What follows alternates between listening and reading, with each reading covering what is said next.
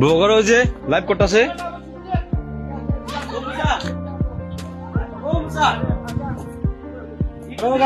অবশেষে আমরা পৌঁছে গেছি সেই চন্দ্রডিঙ্গা ঐতিহাসিক সেই নৌকা, যে পাথরটা নৌকা হয়ে আছে এখন।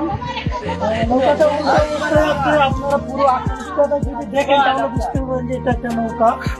যে আমরা নৌকাটা আপনাদেরকে পুরোপুরি দেখাতে চাচ্ছি, আপনি একটু আমার সাথে আসেন। আর দেখেন এখানে কিছু লোকজন নৌকার উপর বসে আছে। এই যে নৌকাটা আপনারা দেখতে পাচ্ছেন, এই নিচের অংশটা হচ্ছে নৌকার একটা বেজ, আর উপরে যে নৌকার আমাদের এই ইয়াটা থেকে চৌকিন আকৃতির মাথাটা, সেটা হচ্ছে ওই অংশটা।